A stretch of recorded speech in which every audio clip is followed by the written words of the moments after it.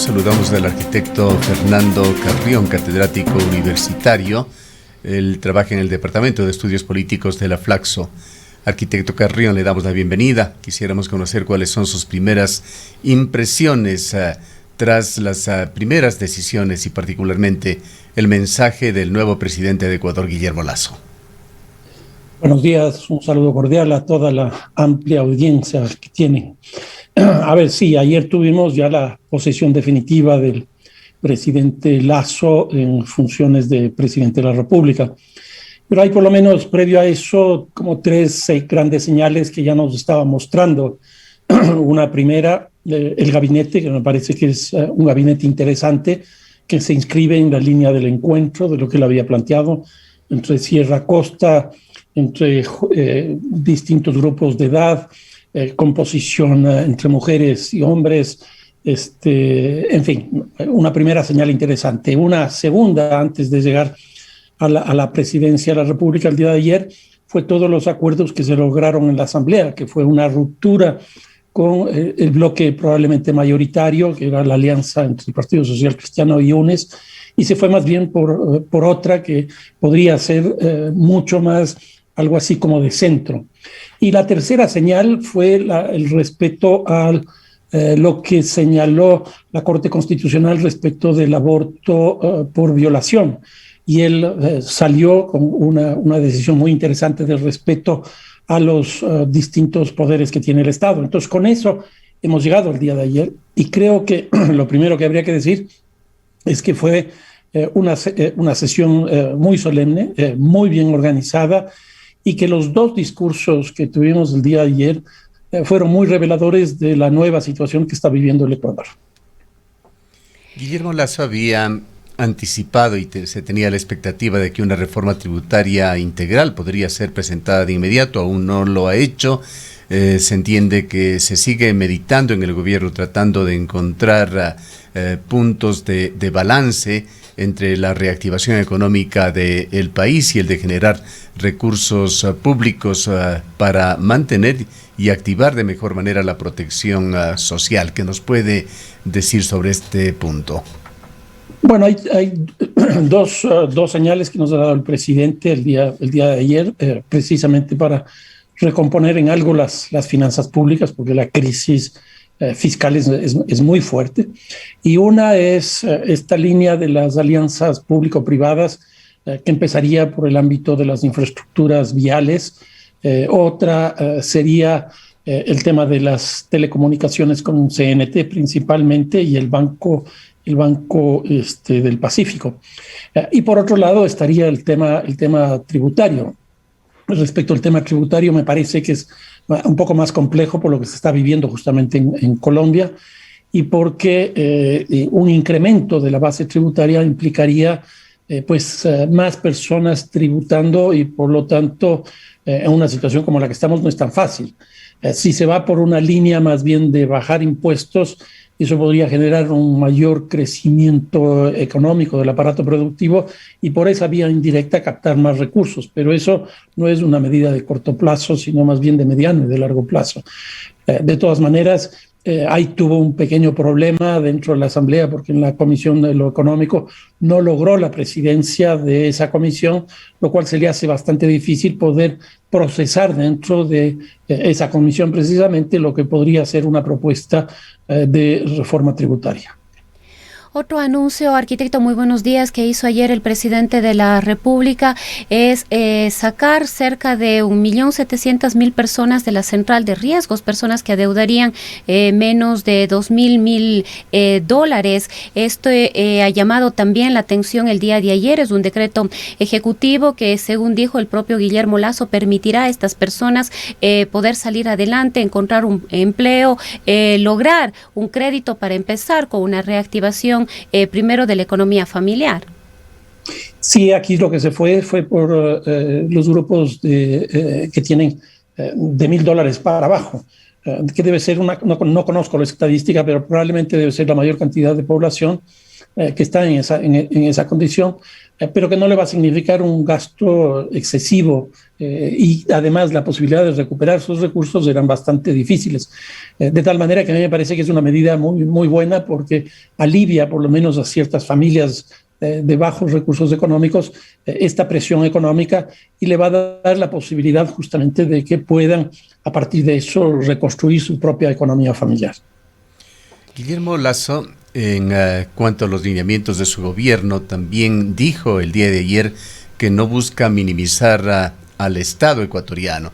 Sin embargo, en declaraciones previas que dio en un foro hace 2 días, habló de la venta del Banco del Pacífico, de la venta de la Telefónica Estatal, la Corporación Nacional de Telecomunicaciones CNT, de delegar carreteras, de delegar refinerías, de también concesionar la industria minera o la explotación minera más bien. Exactamente qué es lo que se puede esperar en este sentido del gobierno de Guillermo Lasso, pues hay declaraciones contradictorias a este discurso que dio ayer y que el propio presidente se está contradiciendo con las declaraciones en el foro la noche previa. Simón Cueva, también el nuevo ministro de Economía, hace pocas semanas señaló que el Estado ecuatoriano se encuentra en muy malas condiciones económicas y que debe enfocarse en pocas cosas, y dejó con una clara idea de que muchas concesiones a privados habrá en este gobierno. Sí, yo creo que eso es claro. El problema económico, fiscal, es bastante fuerte y le va a obligar a generar algunas medidas en ese sentido, de reducir el tamaño del Estado.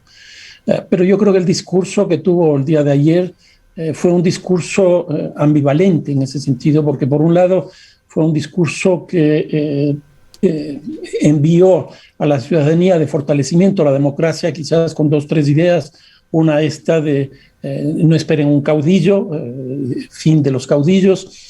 2, el respeto a lo que significan las distintas funciones del Estado, porque va a ser solo presidente, voy a ser presidente y nada más que presidente, lo dijo.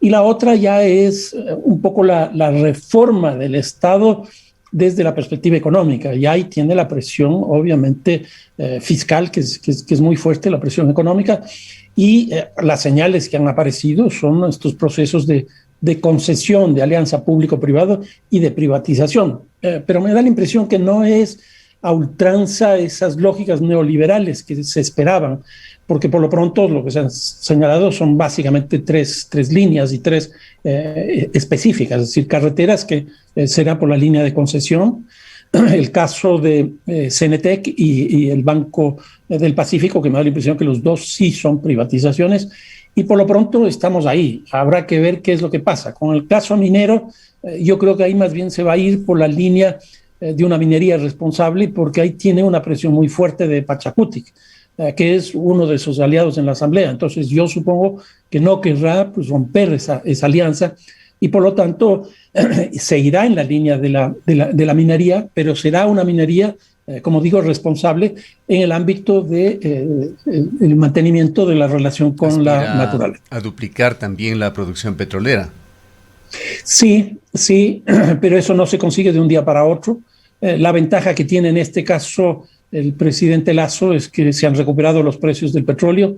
Está, si no me equivoco, alrededor de $65 el barril, lo cual le va a dar un respiro bastante interesante, porque se cayó, pero sustancialmente, y ahora que empieza a abrirse la economía mundial, por lo que está ya cediendo de alguna manera el COVID, el consumo de los derivados del petróleo empieza a generar esta elevación del precio, que yo creo que le va a beneficiar sin duda a las arcas fiscales.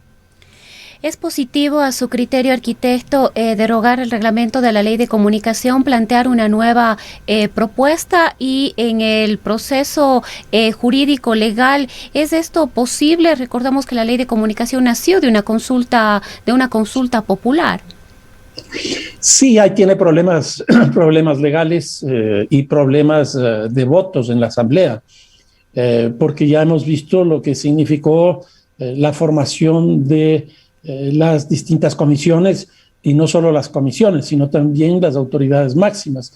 Se logró con la diferencia en un caso de un voto, 71, y en el resto con 70, es decir, con lo mínimo. De tal manera que esa alianza está muy con las justas, y habrá que ver qué es lo que ocurre. Y obviamente el origen que tiene esto, que fue una consulta popular, pero yo creo que esta es una de las cosas que se nos viene al país. No creo que de forma inmediata, pero sí creo que vendrá, es una consulta, un plebiscito que me parece que estará previsto para principios de año, justamente para hacer algunas reformas que no se podrán hacer dentro de la Asamblea por esta precaria condición de una alianza, de un bloque mayoritario, y entonces tendrá que recurrir a la ciudadanía para que se exprese. Y eso serán, en algunos casos, reformas constitucionales, y en otros casos me parece que serán cuestiones legislativas. ¿Qué es lo que dice Guillermo Lasso con respecto a los acuerdos de libre comercio? En su discurso llegó a mencionar el acuerdo o la alianza del Pacífico como algo que se encuentra ya muy cercano y en marcha, pero en su política general estarán presentes estos acuerdos que encuentran también ya desde este momento oposición por ciertos sectores. Algunos de los legisladores de Pachakutik se referían el día de ayer a este tema. Sí, lo de la Alianza del Pacífico es un tema prioritario, me da la impresión. No hay que olvidarse que apenas gana las elecciones, lo primero que hizo fue ir a Colombia a reunirse con el presidente Duque, que por cierto no llegó para hacer una relación recíproca.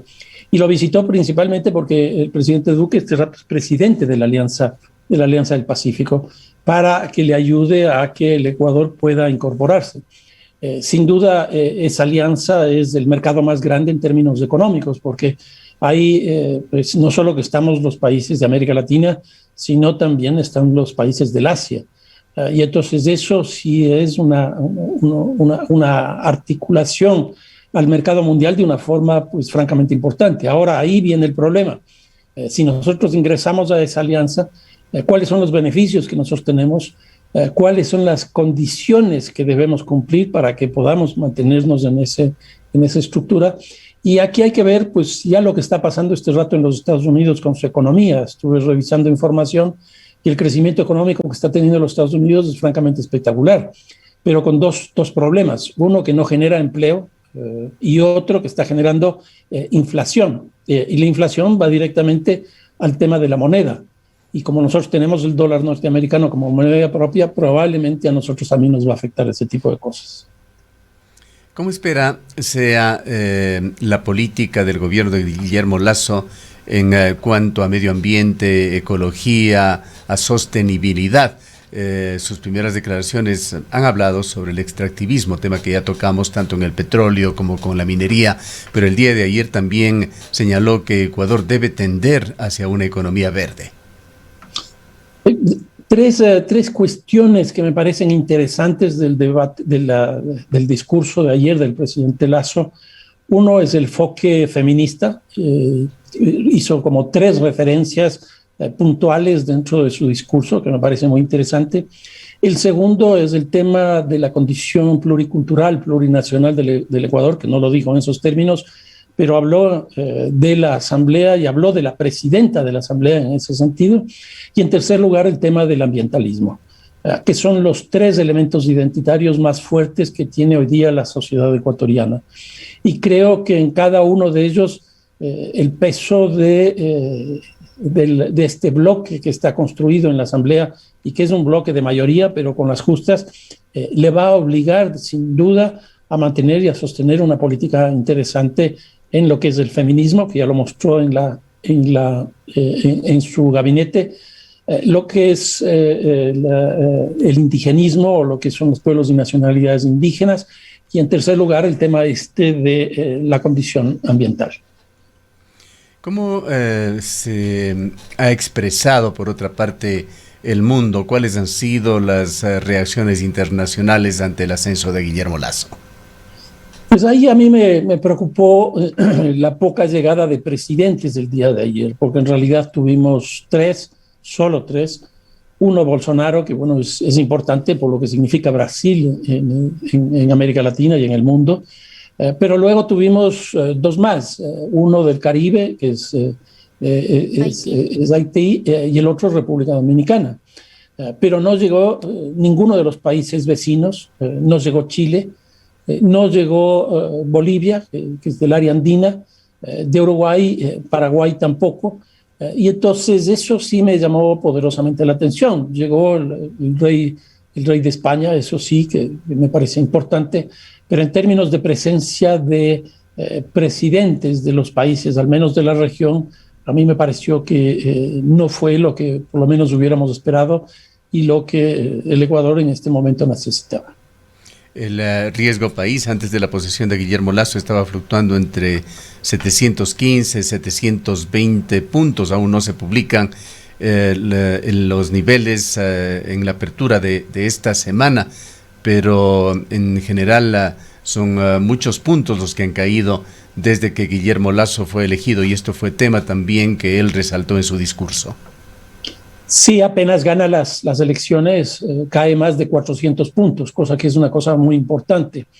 Y eso le ha dado un gran respiro a su gobierno y a su ministro Cueva de Economía, porque eso da la posibilidad de volver a tener acuerdos, negociaciones, alianzas con los bonistas, por un lado, los que tienen los bonos del Ecuador, y por otro lado con la banca multilateral. Lo cual podría dar también la posibilidad de mejorar lo que ya se había logrado en términos del acuerdo con el Fondo Monetario Internacional principalmente, pero igual está con los otros, con la CAF, con el BID, porque al bajar el riesgo país, las condiciones de la deuda para el Ecuador son mucho mejores y por lo tanto la posibilidad de inserción en el mundo internacional y con estos acuerdos con la banca multilateral se mejora. Una de las más grandes expectativas a corto plazo tiene que ver con la vacunación y el ofrecimiento en firme de vacunar a 9 millones de ecuatorianos. Esto va a depender en gran medida de que Ecuador pueda acceder efectivamente a las vacunas. Ha sido delegado o designado por el presidente de la República, el vicepresidente Alfredo Borrero. Hay esta enorme expectativa. ¿Usted confía en que esto efectivamente pueda cumplirse? Pues es una oferta muy compleja porque no depende de la voluntad del Ecuador en términos generales o de las posibilidades que nosotros tengamos de inocular a la población, sino depende básicamente de las farmacéuticas. Y como este rato hay prácticamente un control monopólico por parte de los grandes países, el peso que tienen el resto de países pequeños es bastante relativo. Aquí me parece que lo que ha hecho el presidente Lasso es correcto, es decir, diversificar la solicitud de las vacunas en distintos países. Lo que ocurría antes es que básicamente estábamos trabajando con las vacunas principalmente de Estados Unidos y de Gran Bretaña, pero lo que ha hecho Lasso es ampliar a Rusia, que me parece que esa es una cosa interesante, porque además la Sputnik ha mostrado bondades bastante interesantes. Y obviamente con China, que China tiene varias vacunas. Y entonces aquí vamos a tener que ver ya el peso internacional, el apoyo que recibe el Ecuador para que esto ocurra. No me pareció correcto que se paralice la vacunación estos 2 días para hacer este famoso arqueo, porque lo lógico era seguir vacunando, porque más o menos estábamos vacunando 50,000 personas al día. Eso significa que en estos 2 días hemos perdido 100,000 personas vacunadas.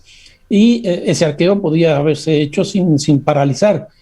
Y la reestructuración también del nuevo plan, pues podía seguir exactamente igual.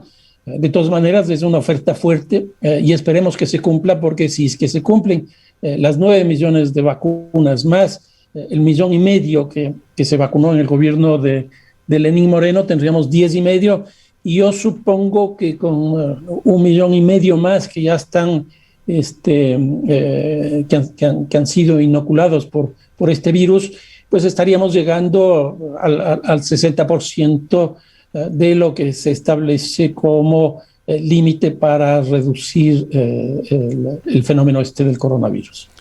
Uno de los aspectos más inquietantes va a ser la relación de Guillermo Lasso, de su gobierno, con la Asamblea Nacional. Guadalupe Llori, la presidenta de la Asamblea, el día de ayer hizo un llamado a la unidad, coincidió con Guillermo Lasso en una invitación a una minga para enfrentar la crisis del país, señalando que la Asamblea que preside no está para avivar pugnas con el gobierno nacional. ¿Cree usted que se encuentre el espacio, que se genere el clima para que se refleje en la práctica estas intenciones? Bueno, primero una cosa formal que me llamó ayer poderosamente la atención a partir de lo que dijo exactamente el presidente Lasso, porque él se refirió y dijo, primera vez que un ex banquero preside el Ejecutivo y primera vez que una presidenta mujer de la Amazonía e indígena preside la Asamblea. Pero a eso habría que añadirle también la presidenta del Consejo Nacional Electoral, Diana Tamain, que también es amazónica y también es de Pachacuti, de la CONAIE. Y esto nos muestra que el Ecuador ha cambiado, pero francamente de una manera impresionante. La Amazonía en términos electorales representa 2-3%, pero sin embargo hoy día está representando a dos de las funciones más significativas. Ahora, claro, se logró ya nombrar las autoridades principales de la Asamblea y las comisiones, y ahora viene ya el trabajo legislativo y fiscalizador. Aquí vamos a ver qué es lo que ocurre. La impresión que yo tengo es que la atomización, la fragmentación que tiene la Asamblea es tan fuerte que incluso hay que darse cuenta, el presidente de la República tiene su bloque de 12 asambleístas que no llega a ser ni siquiera el 10% de la Asamblea, que son 137. ¿Eso qué es lo que nos quiere decir? Que lo que vamos a tener a lo largo del proceso legislativo, esto que se ha denominado las mayorías móviles. ¿Cómo se va construyendo cada mayoría por cada tema? Pues esperemos que no sea ni el hombre del maletín, ni la troncha, ni los hospitales, etcétera, etcétera, sino que sean acuerdos políticos y que sean acuerdos políticos que sean realizados, como se dice generalmente, sobre la mesa. Muchísimas gracias por habernos acompañado. Muchas gracias a ustedes. Un fuerte abrazo. Declaraciones del arquitecto Fernando Carrillo, profesor investigador de la Flaxos.